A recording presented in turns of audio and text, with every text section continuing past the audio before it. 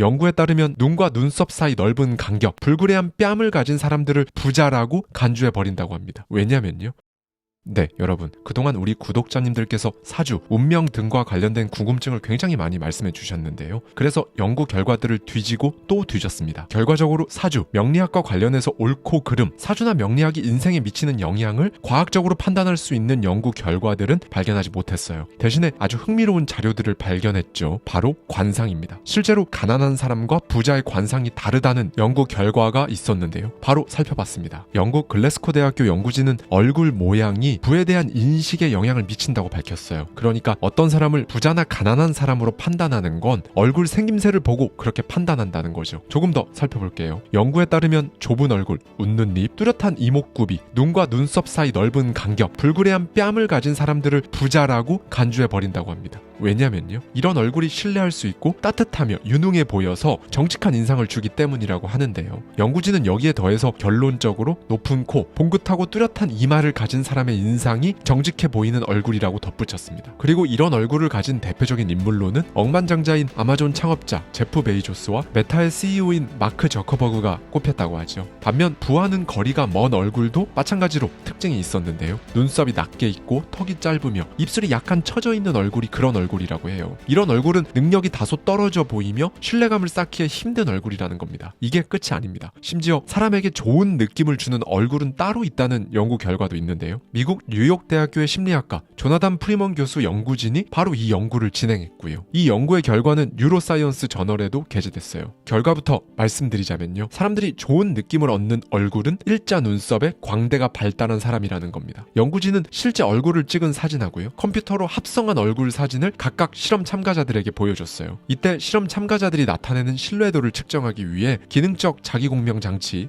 fMRI를 이용해 이들의 편도체의 활성화 정도를 측정했고요. 참고로 편도체는 감정 조절을 담당하는 뇌 부위입니다. 실험 결과 사람들의 신뢰를 받는 얼굴에는 공통점이 있었다고 합니다. 눈썹 앞쪽이 높은 일자 눈썹을 가졌고 광대는 높은 형태인 소위 동안형 얼굴이 사람들의 신뢰를 받는 것으로 드러났어요. 반면 눈썹 앞쪽이 낮은 갈매기 눈썹에 광대가 낮은 사람은 상대방에게 믿음을 주지 못했다고 하고요. 여러분, 그리고 이 실험에서 신기한 게 한 가지 있었는데요. 이미 사진을 본 실험 참가자들에게 1초도 안 되는 엄청나게 짧은 시간 동안 스치듯 사진을 한 번 더 보여줬는데요. 이 편도체가 활성화되는 정도가 사진을 처음 봤을 때와 비슷했다고 합니다. 즉, 이미 상대방을 처음 봤을 때 느껴졌던 신뢰의 정도가 이미 머릿속에 박혀버린 거죠. 그래서 2번, 3번 봐도 첫인상에서 받았던 느낌을 바꾸기 쉽지 않다는 겁니다. 연구를 진행한 프리먼 교수는 이렇게 말합니다. 연구를 통해 신뢰라는 감정은 사람을 오랫동안 겪어서 생기는 감정이 아니라는 점을 알게 되었다.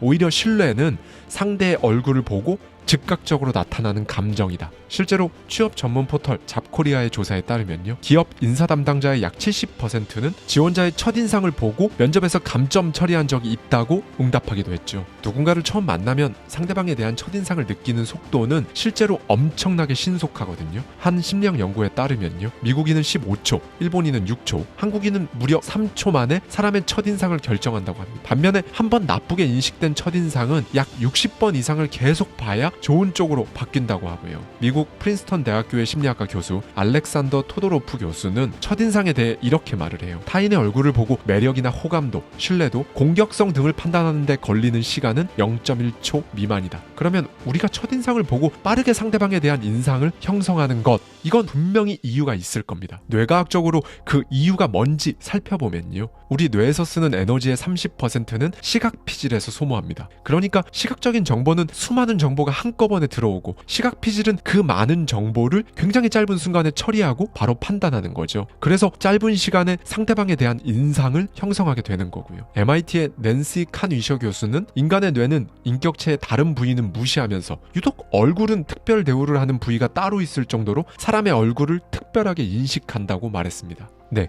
여기까지 들으면 뭔가 힘이 빠집니다. 그렇죠? 앞선 연구 결과들처럼 그렇게 태어나면 좋고 선천적으로 그렇게 안 생겼으면 어떡하는데? 라는 생각이 드니까요. 연구를 더 파헤친 결과 사람은 인상이 중요한 게 맞습니다. 그런데요, 실제로 이 인상은 내가 하기 나름이라는 결론에 도달했어요. 그러니까 내 마인드로 다른 사람들한테 비춰지는 내 인상을 바꿀 수 있다는 겁니다. 자, 이 사진을 볼까요? 여러분이 이 사진의 주인공을 몰랐을 때 동일 인물로 보여지시나요? 두 사진 다 링컨의 사진입니다. 그렇다면 어느 쪽이 대통령으로서 신뢰감이 느껴지시나요? 미국 국민들 사이에서는요, 링컨이 지식이 풍부하고 인품이 좋다고 소문이 자자했다고 해요. 그런데 왼쪽 사진을 사용했을 때는 선거에서 참패를 했습니다. 반면에 오른쪽에 있는 사진을 사용하고 나서 대선에서 이겼죠. 여기서 알 수 있는 게 뭔가요? 분명히 DNA가 같은 사람이라도 때와 상황에 따라 완전히 다른 인상이 나올 수도 있다는 겁니다. 무엇보다 이 상반된 두 장의 사진에서 차이를 가르는 가장 결정적인 요인이 뭘까요? 물론 수염이 가장 먼저 눈에 띄겠지만 실제로 보면 눈 그리고 표정이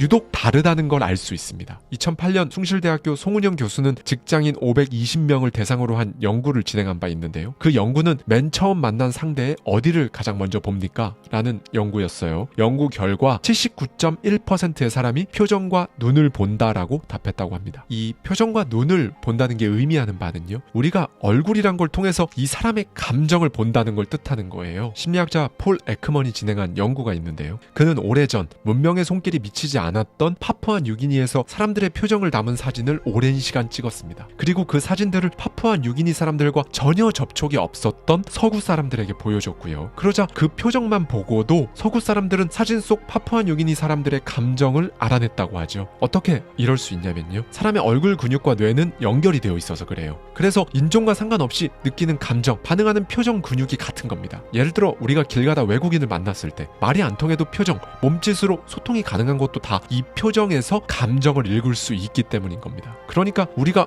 얼굴이나 인상으로 어떤 사람을 판단한다는 건요, 호감형, 눈, 코, 입의 조화도 분명히 작용을 하지만요, 기본적으로 그 사람의 감정이 가득 묻어있는 얼굴 근육, 즉 표정과 눈빛이 한 사람의 인상을 완전히 좌우한다는 겁니다. 그리고 이 인상은 소위 말을 어떻게 하는지, 나를 말로 어떻게 표현하는지에 따라서 또 달라질 수 있어요. 이게 무슨 말이냐? 이 첫인상과 관련해서 초두 효과를 말한 심리학자 솔로몬 애쉬의 실험입니다. 애쉬는 실험 참가자들을 두 그룹으로 나눈 뒤 동일 인물에 대한 정보를 각 그룹별로 다르게 전달한 거죠. 먼저 A그룹에게는 이렇게 알려줍니다. 이 사람은 지적이고 부지런하며 충동적이고 비판적이고 고집스럽고 질투심이 많은 사람입니다. 그리고 B그룹에겐 이렇게 설명해요. 이 사람은 질투심이 많고 고집스럽고 비판적이고 충동적이고 부지런하고 지적인 사람입니다. 이 사람에 대한 실험 참가자들의 선호도는 어떻게 갈라졌을까요? A그룹에서 이 사람에게 훨씬 더 높은 호감도를 보였어요. 사실 이 성격 묘사를 자세히 보면요, 순서만 바뀌었을 뿐 내용은 동일하거든요. 실험 참가자들은 결국 앞부분에 먼저 나온 묘사가 좋은 내용인지 나쁜 내용인지에 따라 선호도를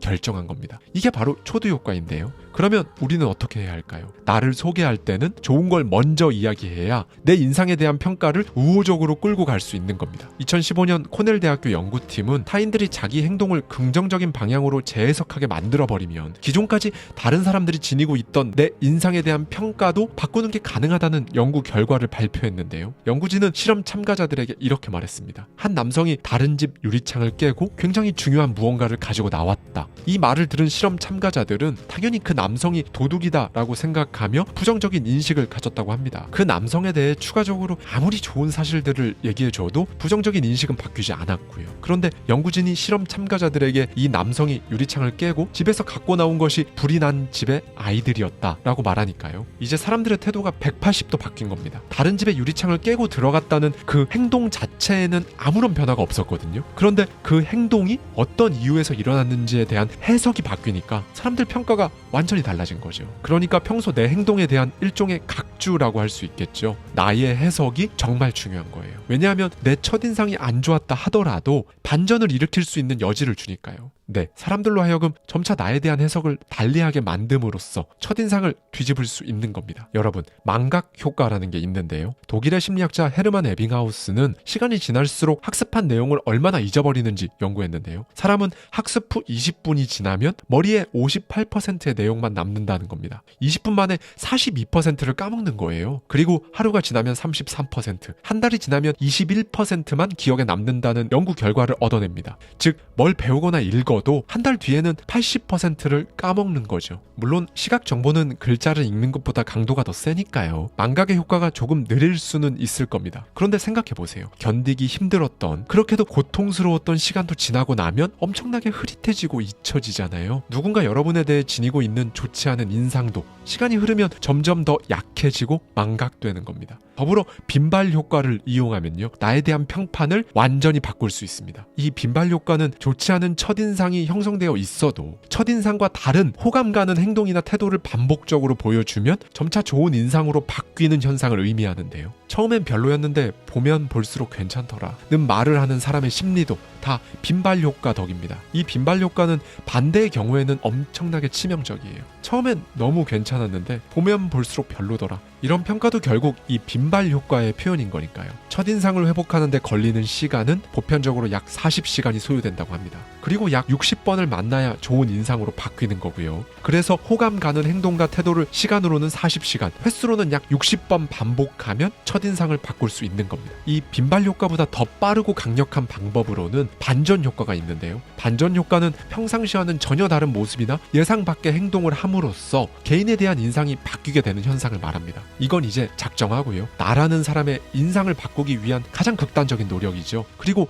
이 반전 효과에는 일반적으로 운명을 극복한다는 아주 강한 마인드가 선행됩니다. 흔히들 관상, 사주를 일컬어 타고난 운명이라고 하잖아요. 여기 자신의 운명을 이 반전 효과로 바꿔낸 인물들이 있습니다. 기원전 4세기 알렉산더 대왕도 당시 유명한 점성술사에 대한 소문을 떨쳐버릴 수가 없었던 거죠. 그래서 유럽을 정복한 뒤 아시아 정복에 나서기 전 알렉산더는 그 점성술사를 찾아갔습니다. 그리고 이렇게 물었어요. 내가 천하를 제패할 수 있겠습니까? 알렉산더 대왕의 물음에 점성술사는 이렇게 답했습니다. 손금을 보아하니 운명선과 두뇌선이 1cm만 더 길었다면 전 세계를 차지할 수 있었을 텐데 지금의 수상으로는 힘들겠습니다. 이 말을 들은 알렉산더 대왕은 그 자리에서 칼로 자신의 손바닥을 그어버렸다고 하죠. 스스로 운명선과 두뇌선을 더 늘려버린 거죠. 이에 깜짝 놀란 점성술사는 알렉산더 대왕에게 이렇게 말했다고 합니다. 비록 천우는 타고나지 못했지만 대왕의 의지가 천하를 호령할 겁니다. 이번엔 우리나라로 무대를 옮겨볼까요?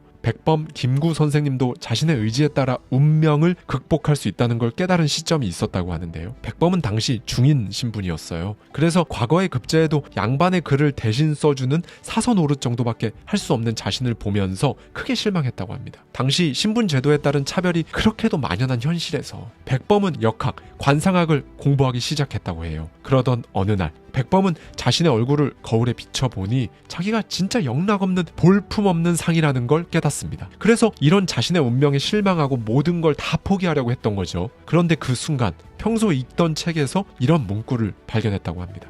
관상 불여 심상. 관상이 아무리 뛰어나도 심상을 따라갈 수 없다는 뜻이죠. 이 문구를 보고 정말 뒤통수를 맞은 듯한 깨달음을 얻었고 실제로 사람 운명은 얼마든지 바꿀 수 있다는 걸 눈치챘다고 합니다. 실제로도 위대한 업적을 이뤘고요. 네, 여러분. 부자의 관상, 가난한 관상이 따로 있다는 이야기로 시작했던 오늘의 대저택 연구소. 결론은 얼굴, 인상, 운명은요, 주인, 그러니까 내가 어떻게 하느냐에 따라 변한다는 겁니다. 인상학에 의하면요, 얼굴의 30% 정도는 타고나는 거지만 70%는 후천적 환경이나 자기 노력으로 만들어진다고 합니다. 사람 얼굴에는 엄청나게 미세한 근육들이 수천 개가 있다고 하는데요. 이 근육들은 여러분의 마인드 그리고 감정을 다른 사람에게 완벽하게 배달하는 겁니다. 여러분이 부정적인 이야기를 듣고 거기에 맞춰 쓰러지면요, 여러분 인상은 그 약한 마음을 곧바로 반영할 거고요. 반면에 그런 것들에 아랑곳하지 않고 일어선다면 여러분 인상은 또 그런 여러분 마음을 잘 반영해서 사람들에게 보여줄 거예요.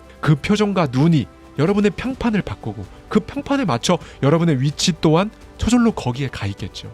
오늘은 30초만 시간을 내서 거울을 한번 보셨으면 좋겠습니다. 그냥 얼굴이나 피부에 뭐 난 거 없나 보는 게 아니라요, 여러분의 눈을 들여다보세요. 나의 어떤 생각을 내 눈에 투영하고 싶은지 아주 잠깐이라도 살펴보시길 바라며 대저택 연구소 마치겠습니다. 마인드의 힘과 관련해 대저택 연구소를 통해 더 알아보고 싶은 주제가 있으시다면요, 댓글로 남겨주세요. 저희가 세상의 모든 연구 사례들을 모아서 여러분 성공에 바로 당장 여러분의 오늘 내일에 실제로 도움이 되는 영상을 제작해 드리겠습니다. 감사합니다. 지금까지 하와이 대저택이었습니다.